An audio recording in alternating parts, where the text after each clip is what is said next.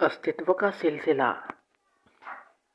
सूर्य के प्रकाश में परछाई को उत्पन्न होने में कितना समय लगता है। शीशे के सामने कोई चीज़ आए तो उसके प्रतिबिंब होने में कितनी देर लगती है। यह सब कैसे हो जाता है। यह क्रिया सहज है, स्वाभाविक है। उसी तरह दो तत्व जड़ और चेतन के साथ में आने से विशेष परिणाम उत्पन्न होता है और उस विशेष परिणाम के असर से रॉन्ग बिलीफ यानी झूठी समझ उत्पन्न हो जाती है।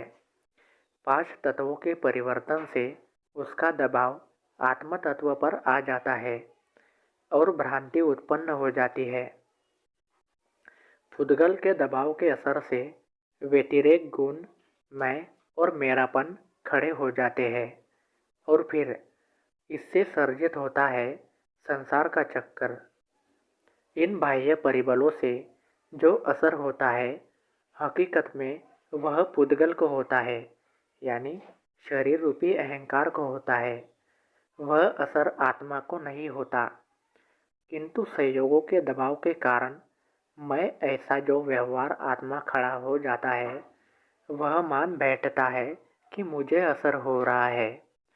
खुद अपने स्वाभाविक गुण में से छूटकर विभाविक गुण में रमन करता है, इसीलिए उसे असर हो जाता है। बल्कि मूल आत्मा तो शुद्ध ही है, उसे कोई असर नहीं होता। आत्मा तो सदैव शुद्ध ही है, ज्ञान स्वरूप है, विज्ञान स्वरूप है। आत्मा खुद स्वाभाविक ज्ञान से बाहर कभी गया ही नहीं। उसका स्वभाव तो ज्ञान दर्शन है, किंतु संयोगों के दबाव से असर हो जाता है, इसीलिए दर्शन विभाविक हो जाता है। ज्ञान की विलिप में फर्क पड़ जाता है, इसीलिए अज्ञान खड़ा हो जाता है। आत्मा को कोई अज्ञानता हुई ही नहीं। आत्मा तो सभी असर से मुक्त ही है। जैसे लोहे को नम हवा के कारण जंग लग जाता है, वैसे ही विशेष भाव से अहंकार खड़ा हो जाता है और उसमें से प्रकृति खड़ी हो जाती है।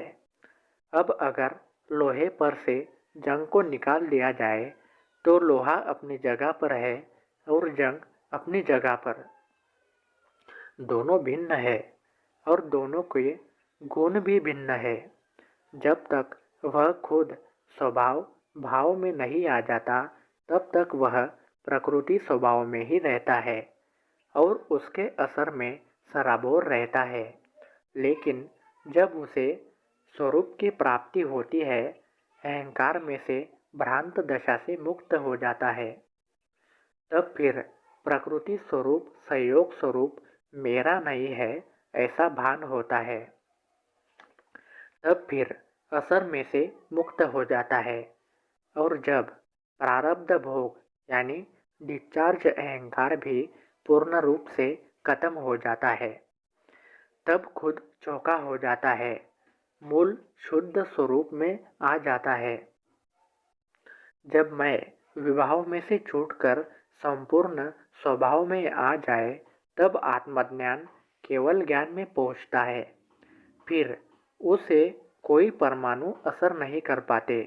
अंत में जब खुद पुद्गल परमाणु से ही मुक्त हो जाता है तब मूल स्वरूप में, प्रकाश स्वरूप में, ज्ञान स्वरूप में सिद्ध दशा को प्राप्त करता है और फिर वहाँ रहकर जगत के सर्व परमाणुओं के असर को देखता, जानता और निरंतर खुद के आनंद में रहता है।